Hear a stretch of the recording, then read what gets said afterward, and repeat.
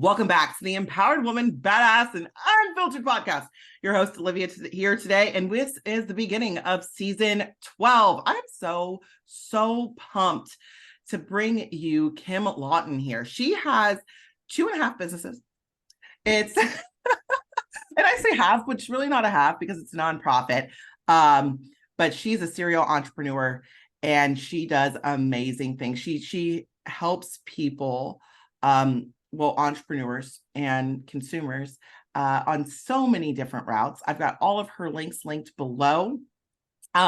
She is you live in Connecticut, correct? Live in Connecticut, yes. But you do have stuff in New York. You work with brands all over the world. So I'd love to get into what are some of the tips when it comes to grit and perseverance and, just life of an entrepreneur. You got it. Well, I'm going to go back far in my history. So I was 14 years old and my dad was a serial entrepreneur. We lived in a very small town in Minnesota at the northwest corner. And he was the mayor. He had a restaurant. He ran the newspaper. And so he kind of was always bouncing around. And I didn't understand it till one day he opened a pizza shop and it was really not being run that well. And I was a 14-year-old. So I was like, my friends don't go there. I could do better. And he's like, great. So he gave me the keys. But there was one thing he told me when he handed me the keys. I had to work with my 2 older brothers and bring them into the business. We were enemies at that time. They were 16 and 17 and I was 14. So I was the younger sister, always kind of like in their face. And I said, well, I can't do that. They hate me. We fight. Like, we'll never be able to run a business. He goes, well, figure it out. And it was the biggest and best opportunity to not only get closer in friendship with my brothers, but understand we all brought something different to the table. I had all these ideas on what to do and how to get consumers or customers to the place.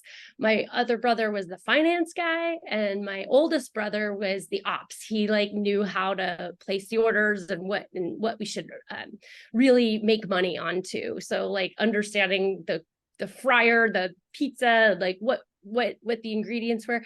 And we all just came together in this weird way. And I don't know if my dad was a visionary and knew that this would happen, but we became really, really good friends. And we hadn't started that way. We were, doing our own things and running our own things.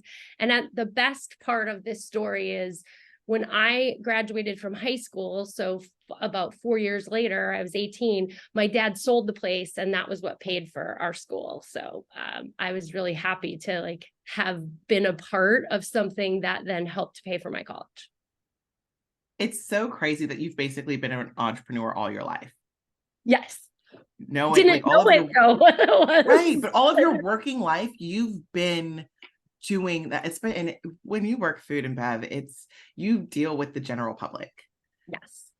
So it is definitely challenging. And then, I love that you and your brothers were able to build a better relationship because of that. So what got you after college? So what did you go to school for?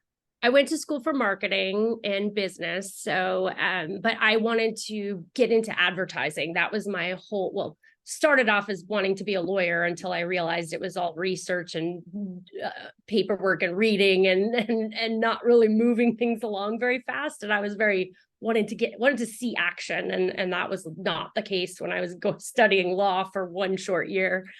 But I ran into someone that was doing the advertising program, and it was in the communications department. I went to school at the University of Minnesota, and I was like, advertising, is that really a career? Is that something I can do? And so I dual majored and got the business side of marketing as well.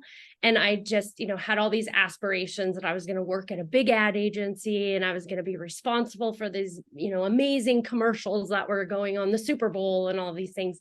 And when I graduated, I moved to Phoenix, Arizona, was working for the biggest publication. It was a newsprint. It was the Village Voice Media. And I was like, thought I was, on top of the world. I was getting this, opportunity to work in advertising. Well, I was selling advertising. I was not designing it. I was not coming up with any great campaigns. And I was like, wait, this is kind of deflating. But that experience led me to where I am today, because I was selling advertising to bars, restaurants, golf courses, hotels, and working in the industry again. And it was so fulfilling because it was like kind of what I grew up in. And I was helping them design their ads for they're taking their business to the next level to drive consumers to their account, or what are their weekly promotions. So I started just being a promoter with them, right? I would go in and say, if you're trying to drive traffic on a Tuesday night, let's have trivia night, or let's have this. And so I was offering ideas and solutions, but just giving them space in a newspaper. So it was really fun.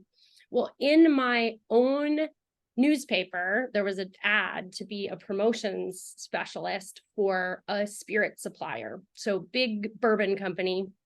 And I went on the interview, and the person that was in my interview was my first boss, my first mentor, and my current business partner. So we've worked and been in business together for almost 30 years, 27 years. Wow. Yeah, it was that connection that happened, and just seeing things the same. And I worked in Arizona. We were working with a marketing agency in Milwaukee, but that was my first kind of foray into the promotional marketing side. And as the years went on, it was like, if we had our own company, we would do it this way, which I'm sure so many people say all the time. And we just created I'll call it a playbook. Like, we wrote down in a journal, these are the things we would do differently. This big agency's, caring about the bottom line and not the people. And so we would do this. And so we almost like put every scenario in front of us of how we would do it differently if we owned our own business. And while that was fun, we never thought that would become a reality. And, in 2008, which was exactly 20 years after meeting, we met in 1998, we started Inspira marketing together. So it was a really big thing for us, but we kind of like had our playbook because we had been creating it for 20 years, learning from all these other businesses that we worked at and I don't want to say what to do wrong, because we took a lot of things of what to do right too. And that was the start of the first agency. The second agency came from an opportunity with a client. We had a client that was doing a lot of work with us at the one agency. And then we had this opportunity where they came to us and said, we wanted a different solution that was really driven by education, writing training materials, facilitating training, and doing brand education. So we said, well, what's the best way to do that? Let's create a whole separate company, because there might be a lot of brands or even businesses that need that kind of service as well. So it was less on the consumer front and more on the B2B front. So the two agencies really serve different audiences. What drives you? So much. I think the best part of what we do is you can see your work in real life. I said that I dreamt of creating those ads that went on the Super Bowl, but you actually don't see people, what their reaction is. You might see that there was impressions or this many people watched it and all that. But what we get to do is see someone touch and feel the work that we did. And when I say that, it's like, if Snickers is not our client, so I'm just using it as an example. But if you're Snickers and you're having a commercial on TV, people are engaging with it and they're having fun and they might smile, but we don't know if they purchase, we don't know what they feel about it. If I give someone a Snickers bar at a concert and give them the information about why it's so great and so satisfying and all the things that they want to talk about, but I can hear people respond to it. I haven't had this since I was a kid. I love it. Oh, and you all of a sudden get to see that experience come to life and see the human side of it. And that has been the most fulfilling. So if we go into a bar or restaurant with one of our Diageo brands. That's one of our big clients. And we talk about Zacapa rum, how it's made, the founder's like origin story. And then we make a perfect cocktail with it. And you can see someone taste it, and they'll tell you stories about the first time they drank a pina colada or all of these things. And then you have this human connection that you can't replicate in a digital ad or just a awareness campaign. Like you actually feel someone's reaction to the work you're doing. When I've worked for a lot of different concepts, and I've always enjoyed when the reps and, the creators and, the breweries would come in and describe what the purpose is and everything behind their brand. One thing that I know, I was having a conversation with a woman on the plane a couple of weeks ago. She does, she's an attorney she's an environmentalist. And Jack Daniels is actually buying a lot of stuff from local farmers because it's really a part of their brand. And I don't know why that just popped up to me, but that's like one of the things that like sticks out when a company really does those grassroots efforts, or at least, because I mean, it's not easy to do grassroots stuff, to work with the smaller farmers. Right. And so like that is something that like stuck out to me. There's a company that's and I don't drink anymore, but bourbon barrel beer, basically. Yes. Yeah. So good. So good. And they came and they talked about it and they explained why it needed to be in the specific glass. Doing that extra step really does help produce sales, because when you have a story, it goes along and you can have your salespeople go out and explain and share that with the consumer. That automatically increases sales. And so I definitely see that aspect of your work and why you would have so much fun with that, because it's a new thing all the time. Yeah.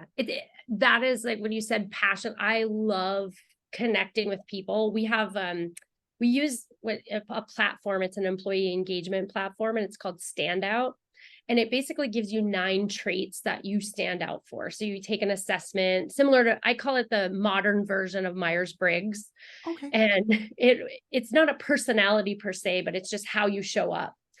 And mine is like 99%. You usually have 2 that are very similar. Mine is like off the charts for connector, because I love connecting things. I love connecting people. Of like, I'm that person that you tell me something, I'm like, oh, I got a guy, or I got a girl, I got someone you can reach out to. And I love making those matches, because you see the 1 + 1 = 3 happen in front of you. So I will not be afraid to go into a bar or restaurant by myself, order a cocktail, and talk to everybody in the bar and like understand their stories, understand what they're drinking, why. And I'll come back with all this research, and our clients are like, what do you do in your free time? I'm like, I'm not just at bars, I'm everywhere. It's so funny. I do the same thing. Like I'll like seat a table and I'm like, hey, they're here for this, and this. This is going on. They're from this location. And they're like, one of my servers, she's just like, I never ask all of those questions. I'm like, people will tell you everything you need to know. Like, when you just show interest. So I'm very much like you as far as like the connecting aspect, because I do. I'm like, oh, I know this person for you. I know this person. And I definitely relate to that. So and being in a marketing agency, I love connecting with clients just to hear what's going on. I love walking the halls at our clients. And I know that was kind of taboo the last couple of years, because you had to go through so many security clearances, or not enough people in a room. But just walking through the halls of the client and saying, hey, how is business? And you hear all of these things and you're like, I can help with that. I maybe can't help with all of it, but there's something we can help you with. And not trying to openly sell them a service, but just being there to listen and offer a solution, even if I can't be the end result of the work. I like helping people. What are some of the biggest lessons you've learned on your journey?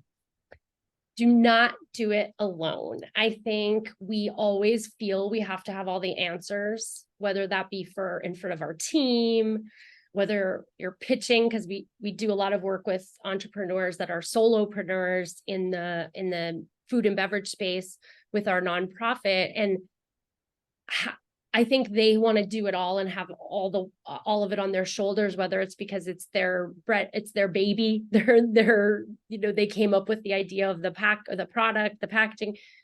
What I've learned is mentors are so incredibly important, and people don't know how to go get a mentor. They think a mentor is just to tell them what to do. So I always categorize mentorship in 3 areas. You need a coach, someone that's going to really just push you to that next level. You need I'll call it consultant, of someone that's just listening to you, maybe not giving you advice, but just listening to let you vent or talk, because a lot of times entrepreneurs have their own answer. They just need to share it with someone. And then there's a cheerleader. Sometimes you're just having a bad day and you need someone to be like, keep going. And if you know how to navigate that, and what I've learned is people are so willing to help. You just need to ask. And we're always afraid to ask because we're like, well, I should know this. It's my business, or I should know these things. And if you take off that hat of that and be more vulnerable, I think it's just, I can go sit in anyone's office and I'm the boss, but I'll say, I'm having a bad day and here's what's going on. And people are like, oh, I can help you. Like, it's okay to do that. And even if it's a collaboration of like, I had this thought of doing X and now I'm not sure about it because I don't know if it's going to help me or hurt me. And people want to help. And you have to be aware that it's not, don't just do what everybody says, but take the inputs and then make your own decision. But I think understanding that there's so many willing and able people to help you, whether that's looking through LinkedIn of somebody who's done something similar, following them. And I've learned so much from the community of the Enthuse Foundation. We'll jump on calls and we'll just throw out an issue that's happening. Like, I might be having struggles getting into a retail space because of these reasons. And there'll be 5 people helping them. Oh, when I did this, this happened. When I did this, this happened. And all of that intel is just their knowledge, and that's going to help you go further faster. And I think we forget that as entrepreneurs, that we do have people we can call on. I have so many notes from this. I really liked what I got from what you said is to take the emotions out of it. Like, because a lot of times people don't share things because of fear, because of, lack of confidence. And I have an affirmation myself that don't let your ego stop you from your success. Love it. Because that's one of the things that it'll constantly, oh, well, I should know this. Oh, I should. No, you don't need to let your ego stop you from asking the questions that you need to ask to get where you want to go. You're just holding yourself back because you think that you're all alone in this. Well, there's like 8 billion people on this planet. I'm sure somebody else had a similar problem. And I love how you really talked on, vulnerability and your authenticity, really, to just share like, okay, this is what's going on, adding that human aspect to it. And not just doing what everybody else says. I was listening to something yesterday and it was Alux. I don't know if you've watched their stuff on YouTube at all, but it's like, they've got like 4 million, but it's all about the future billionaires of the world. And they're always giving tips on either art or entrepreneurship stuff. And it's really cool YouTube channel. And they've got like their own app and stuff, but they were talking about how so many people are not themselves. they are always trying to be somebody else, and it takes them forever to just be themselves. And once they're themselves, they actually win. They need to stop focusing on being the best, because there's only one best, but being the best version of themselves and really working on that. Is there an experience that you've had where you were really just becoming yourself? I love that. And I will say, just last night, I maybe don't want to say this because I'm going to get kicked off the airlines, but I was at dinner with a team. There was a team here training, and there was 10 people in town. They were at dinner, and I was like, oh, I'll join the dinner.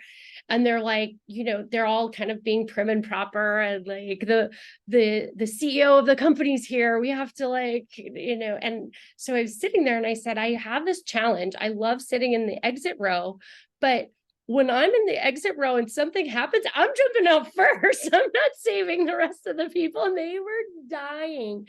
But it was one of those moments where it's like, you just say what's on your mind and be real, and people will so this morning I came in and everyone came and stopped in and said hi to me. When they were here yesterday, no one stopped by. They were all just running by my office acting like, oh, who is that? But now it's like a joke, and but they're going to be real back. And I always have said to everybody, no matter what position they're in the organization, is like, I can't help you if you don't tell me what's really going on. So if I know there's a challenge with a client and know where it came from, even if it was stemmed from a mistake we did, we can't help I would rather call a client and say, we're not ready for this presentation, and move it, than push it forward and deliver, half-baked work or work we're not proud of. And I think sometimes just giving people that out of oh, that's okay. You'd call the client and ask for an extra day. And I was like, yes. And you should be comfortable doing that too, because you want to put the best work out there, not the fastest work or the work that maybe clients understand. It's just, you need to have that, ask for that grace, and they're going to appreciate you. They're going to be more happy that you took an extra day or two to deliver the work than showing up with work that needs a lot of iterations and because then they're going to be frustrated too. Yeah. I mean, I'd much rather wait for something to be, especially if I'm paying for a service, I'd much rather wait for it to be right than,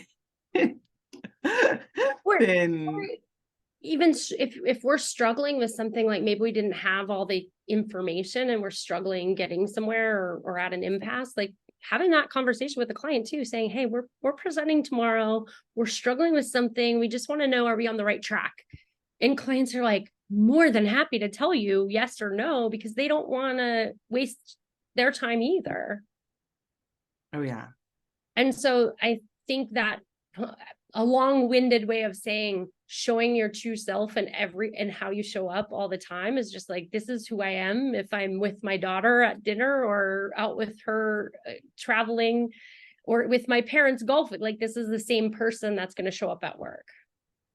Yeah. How were you always that way, or did it take you some time to get there? A lot of time to get there. Especially when I started in the corporate environment, I was so scared of my first big meeting. I was not going to talk. I was going to sit there, and the CMO of this large bourbon company turned to me in the meeting, and I was the youngest person, the most junior of the entire team. And he said, I want to hear from her. And I was like, I'm not going to say the right thing. I haven't been coached. And he asked questions that I knew the answers to. He was saying, things like, is this audience the right audience? Is live music the right, are bands appreciating what we're doing for them? And he was just asking things that I knew the answers to. And it was so eye-opening, because I was so terrified to be in front of these people that had a CMO title, when in reality, I knew things they didn't. And then I was like, wait, it took many years to get over that. But I think people underestimate the value they bring based on their title, their role, their position in the company. And they're afraid to either say something, even if they see something could be done better. And we work really hard at our company to say any idea, just put it in. We have message boards. We have things like, we don't want people to feel hindered by the level they are in the company of like, if you see something, I'm not going to say we're going to do everything that everybody asks, but we want to hear from you. And we want you to feel like this is a place that your ideas matter, no matter what level you are in the organization. You've cultivated a learner's mindset over the years. Simply by like being willing to listen to everybody and what they have to input, and wanting to know those things. And it sounded like even when you were asked that question, when you were with that bourbon company, that they had the learner's mindset as well, a lot of people call it growth mindset, but the ability to understand that you can learn from everybody. What helps you maintain that type of mindset? It's hard because all of a sudden because of experience, right? Experience almost hurts you because you've seen so much, you've been through these similar circumstances so many times. You're like, oh, just do it this way. And so I have to stop myself all the time. I was just having a conversation with one of our client leaders the other day of letting her team do something their way versus her way, and just like understanding that you may be frustrated that it's not getting done fast enough or this, but if you let them take their journey on their own way, you might uncover something that you didn't know, or they might come up with an idea that was, is hidden. And it's hard. I think you have to have super discipline, and I'm not saying I'm perfect by any means, because it is easy to just say, do it this way and it will get done right. But I think we have built such a positive, I'll call it checks and balances, of people checking us too, of like, if we're going down a path, like we're very open to say like, hey, if I'm saying something that doesn't feel right, feel comfortable and confident to check me. And if I'm pushing you to do something in a certain way that you see it better, tell me. And I think that you have to be so disciplined in your mind to break your brain from the habit of like, I see 5 things to do here and I can't tell them what to do. I need to let them do it. And then letting people fail. I think that's very, very hard, especially when you're running the business. You're like, this is hurting the business if I don't jump in. But just letting people fail and recognize that they had that opportunity to do it, and then they're going to come back with a better solution or not work out. but I think if you don't do that, you train people to be robotic instead of thinking. And to your point, everyone has something to contribute. And if you let them contribute, you see flowers blossom versus just the same rose on every petal. Yeah. I wrote down, you don't develop people by doing everything for them. And that's very much what you're doing when you're allowing for people to just figure it out for themselves. You're allowing them to develop their skills. You're allowing them to actually learn to do things, why you do things a certain way. I do this with my staff and the people in my life. I don't allow for people to give me excuses for limiting beliefs. If they're going to tell me they can't do something because of a limiting belief, I'm like, no, you need to come up with a better, like, either tell, like, I had my son's 6-month birthday party because his birthday's on Christmas, and I'm already getting, yep, he has to have a half birthday. Yes, I love that. I agree 100%. So we've got all these older kids there, obviously. And this one kid tells me, he's like, oh, well, I'm not good at art, so I'm not going to. I said, no. I said, that's not, if you don't want to do it, if you don't want to paint in a onesie, that's fine. Just tell me that. But don't give me a limiting belief as to, oh, I'm not good at this. That's never an excuse for me. And then same thing with staff. This one girl, I told her, like, if you don't know your talking points, I told the whole entire staff this, if you don't know your talking points for the new menu rollout, you will not be on the floor. Because that's what it is. She comes up to me the day that she has to give me her talking points and says, you can take me off the schedule because I don't know. I said, and I looked at her, I said, you're going to give me an excuse. You're going to give me an excuse. I said, you better go practice your talking points. Like, I'm not taking, because I'm not ready. Like, Not what? ready. What? You better go get ready. Like, you Chop. yeah. Yeah. You make too good of money here to be like, oh, take me off the schedule when I know you need money. Right. Like, you come to work to and you're gonna just because you're afraid. Right. No, fear is a limiting belief. I agree. And it was interesting. There, you always have these moments that give you that wake up call to remind yourself, which is you need to kind of put and compartmentalize it, like, oh, that's a learning moment. My daughter was doing a paper, and it was a couple of years ago. She is a senior, just graduated, but she was maybe 10th, 11th grade, and she had a paper that for English class. And she goes, Mom, will you help me read it and, help me edit it? And I said, sure. And she goes, and don't just tell me it's good, and tell me why. And she was asking me for this feedback. And it was such a welcoming moment where it wasn't just edit it or fix it. It was, tell me what I could improve on it, but tell me why. And I was like, oh, I got to remember that when I give feedback. It's like, you always have to like take them on the journey of why I would make these changes, why this is happening. Because if you don't, you're basically telling them they're doing it wrong, but not giving them the understanding of what could be improved. And it was so welcoming, but also I was like, how did you know to ask me that? I was so proud of her. Because she could have taken the easy way out, just edit it and make it better. Yeah. And so many people are afraid to hear the why.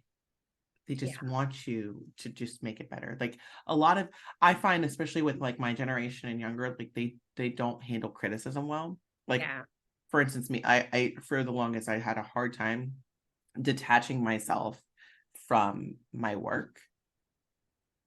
And then I got over that. You fall down a couple of times and it's like, okay, I just want to be better. Just tell me how to be better, but a lot of times people aren't at that stage that they want, they are open to receiving. And a lot of times you can't get the breakthrough that you need until you're open to receiving the help that you need.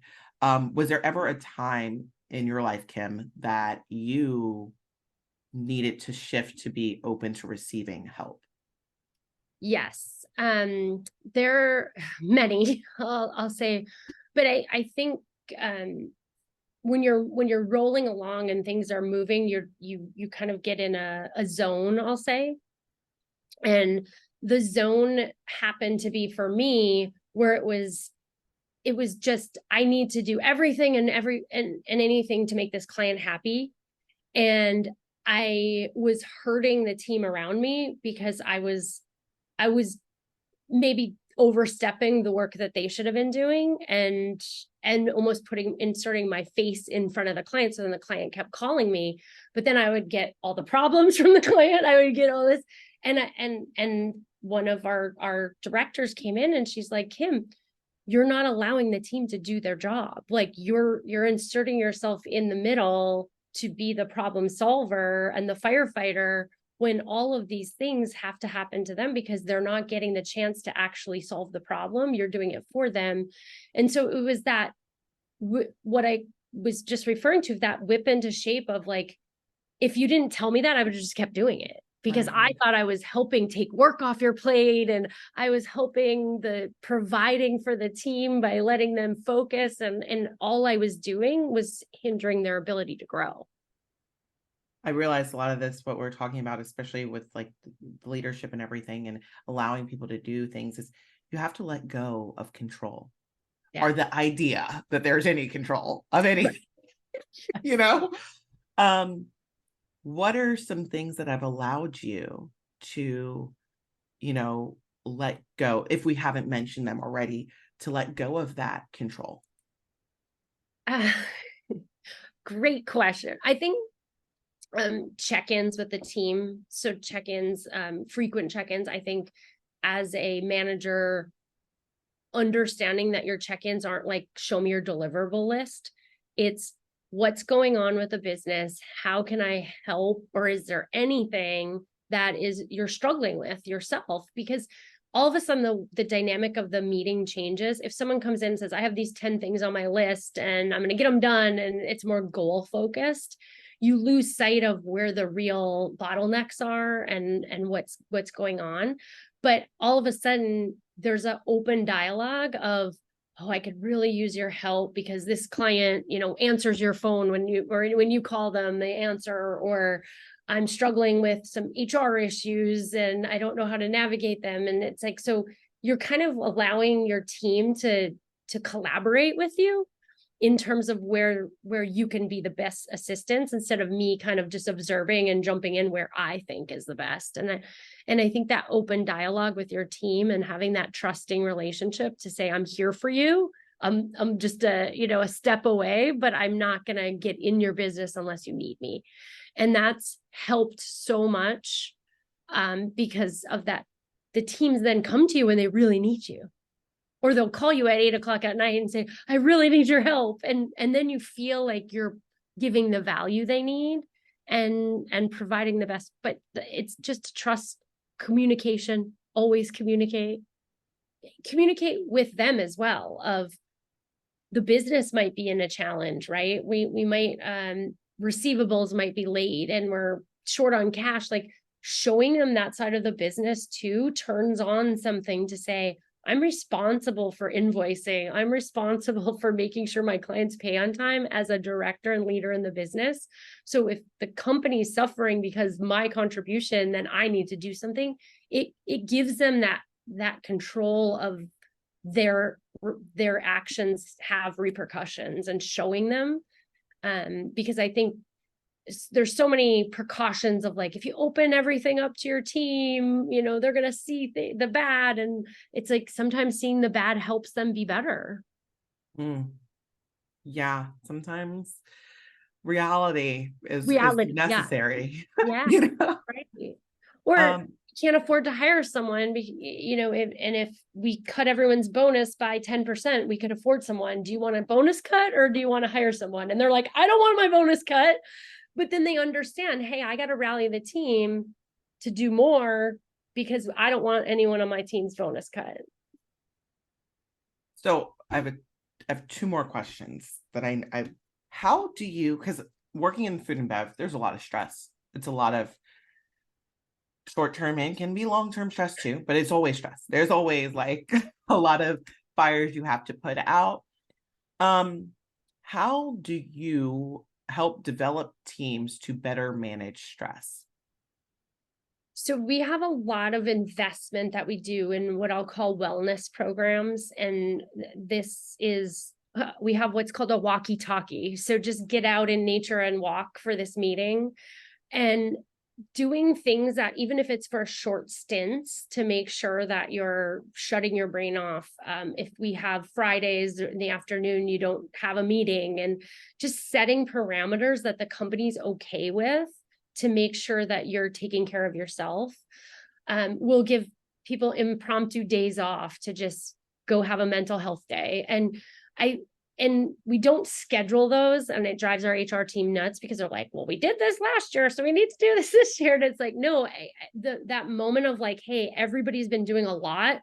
We're just not going to work tomorrow, and everybody shut your computers and no one can send an email. And all of a sudden you're making it okay to care about your own well-being or your family's well-being or whatever that is.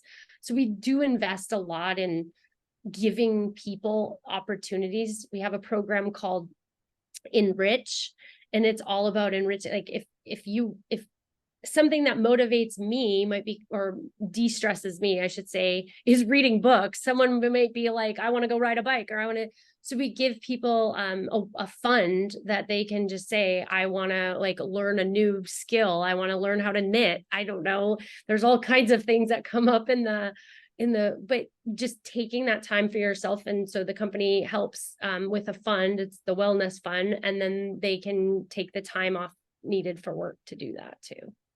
I love that. And basically setting wellness boundaries. Like, all right, we've done enough here. Like, let's. Yeah. And to your point, there's days where you're on 24/7 and it doesn't shut off. And so that very next day, if you say, hey, take an extra hour, come in late, like all of a sudden you're making it okay to be like, yeah, that was a bit long day yesterday. And you might not always have that, but knowing that they have to be infused in the right moments when you can take that time, we just have to almost force it. What is your favorite part of what you do? The people.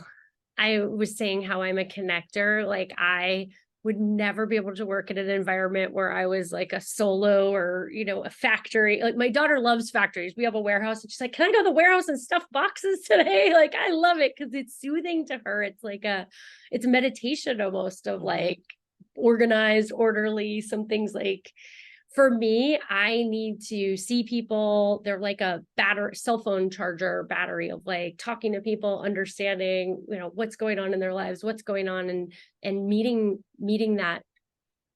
people and understanding all the things that they've done or what they do, and just talking. I love it. I love the people too. Yeah. You said you like to read. What are some of your books that you think every entrepreneur should read? Good to Great. I've read, and I know that's a very big. It is. There's just so many parts of it. I've read it probably 10 times, and I'm just such a fan of like when you think something's good, like look at it again and see, is this great? Would I be proud of this? And it just kind of puts your head into this moment of not just getting something done. I love this book called Trusted Advisor because I've always been a client forward person, and it just teaches you such simple principles of what it really means to deliver on an expectation, whether that's your product going out to market. There's this new one I'm reading. It's about for brands going into the market, and it's called Marketable. And it's really fascinating, and I haven't gotten through it, but it's all about how to have conversations to get your brand on the shelf and understand like you might have a great product that consumers like on a DTC model and you're selling very well on Amazon and all these things, but what's going to make it be recognizable and marketable when it gets on a store shelf and you've paid premium pricing to be there. So what are the things that you can do? And it's all about the customer relationships, which is I'm fascinated with, because in the hospitality industry, it's all about like the customer.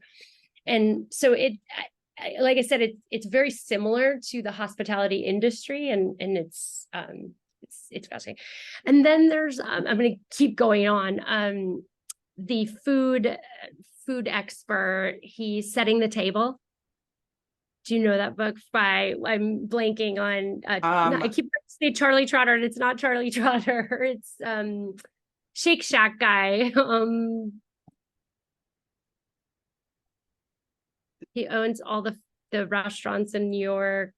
Why can't I think of his name? Oh, I'm not sure, but I've heard of this book. Setting the Table. I've definitely heard of it.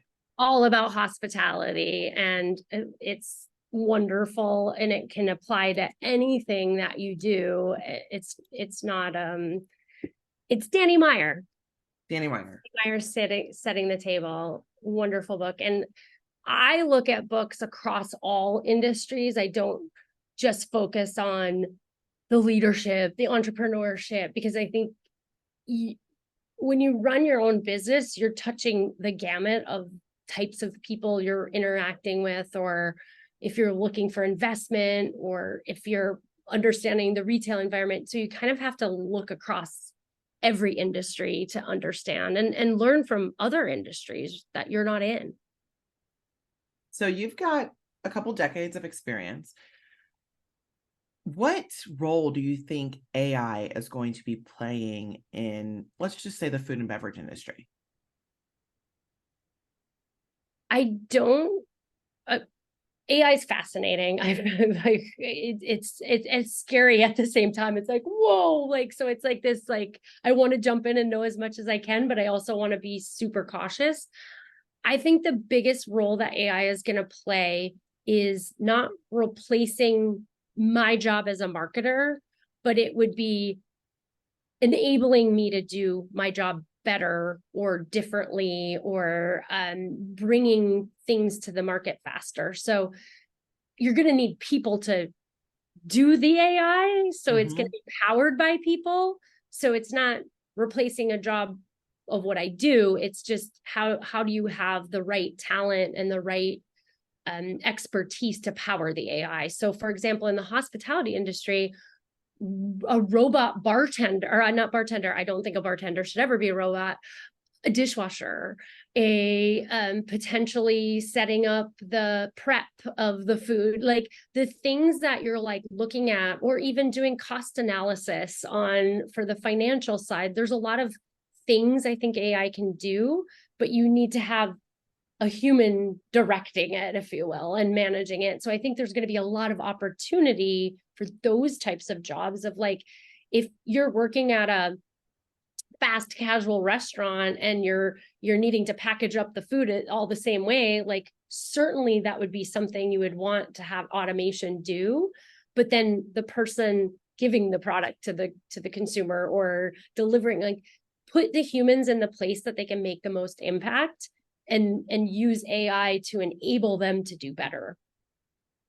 I went to Guy for Ferrari's or Fiori's restaurant in Branson, Missouri, last October and or September, and he had a robot host, and I was so annoyed with this thing, right? Because to me, for one, it can't see that a person's at the other table that is trying to sit. If they got, yes, and they drop off the food too, and it, like, it's just like, I understand, like, these are the beginning stages, yes, when it comes testing. yeah. So it's like, but that's the way we're going. And I'm like, well, it was a moderately priced place. It wasn't fine dining, but it was moderate. I mean, it's a $20 salad, Right. So I just kind of feel like I should have a host for a place that has a $20 salad. Now, there was a host that was operating the robot host, but it's very distasteful. Yes. Especially in the market that they were in, Branson. And this was off season. It is an older community, very much more baby boomer community. Yeah. They don't want that. No, that is the last thing they want. And that's a really, really good point. Knowing your audience, right? Knowing your audience, knowing your consumer. And if you're not meeting them there, you're not delivering hospitality, in my opinion. And I mean, I'm originally from the South. I'm used to people, but at the same time, I do feel like there are situations where a robot would be better. Yeah. Like, if it's bad service, I much rather have a robot give me a smile on a screen and say thank you for coming than deal with a person with a bad attitude. Right. Right. Because at that point, I'm just like, well, you know what? There's a robot that can replace your job, because it's, like, we can start cutting costs. And I'll give you an example. I was at the gym and I went to get a smoothie, and you had to type in the screen to get the smoothie ordered. The person was there for like 3 minutes, and he didn't talk to me until he was asking about my ticket specifically. And I was like wondering if it was shift change, because all these people started coming in, but they were talking to each other, not to the gym members. And just, it was very distasteful to me. And I'm like, I'm paying $7-8 for a smoothie. Yeah. I could at least have, a thank you for coming or something. Yes. And I'm like, you know what? I'd much rather have just had the machine make it for me. Right. Like, right. Walk up and push the button. There's something interesting though about when COVID hit and we had QR code menus and everyone was like, this is the best thing. We don't have to touch a menu anymore. There's like, menus were this like, but they've all come back. I haven't went to a restaurant in probably the last year that has a QR code. And if they do, it's kind of just to supplement maybe the specials or something. And it's because people want to touch and feel something, and they want to like read, and they want to like understand or have someone explain it to them. They don't want to just push a button and place your order. Yeah. Yeah. I think it's, we've definitely got a very interesting, wave of life. And I don't think that AI is going to replace everybody's job. I think you're going to need to know how to operate AI. So it's so important not to just be like, oh no, I'm not going to do it. It's here. It's not going away. Yeah, it's not, the genie's not going back in the bottle. Yeah, no, we've already expanded. Once we expand, it's real hard to contract. And if you think about in the restaurant, just like the restocking the shelves, counting the bottles, like all the things you've done as a restaurant manager or industry where there's a lot of like after hours work that takes time. And if that could be automated, I'm welcoming it. I would love to never have to count another wine bottle again. Exactly. But my company refuses to get our like wine books on tablets. They refuse that. So because of that, it's hard to keep up with the inventory the same way, right, as I would be able to if it was sold out of a tablet that pulled from the inventory right away, if it was connected. But our inventory is not connected. It's not the same thing as our point of sale system. Got it. So yeah, while it doesn't just automatically pull, we still have to do our counts every 2 weeks, so. Well, it's going to be, I'm excited for it. Like I said, I'm equally as nervous, but to your point, it's not going away. So how do we embrace it and understand it the best way that we can enable our work to be better? Well, Kim, I've learned so much from you today. It was really good. I'm so grateful that you came on and shared. Like, where can people find and connect with you? So you can find me at LinkedIn. So it's Kim.Polchinski. So that was my maiden name. So it's still on there on my LinkedIn profile. And then you can also go to Kim.Lawton, www.kimlawton. Awesome. Well, thank you so much for joining me today. It was such a pleasure having you. And yeah. Yay, it was so fun. Thank you for your time. Thanks for listening to this episode of the Empowered Woman, Badass and Unfiltered podcast. If you found any value in this, please consider sharing and subscribing. Now go out and be a badass.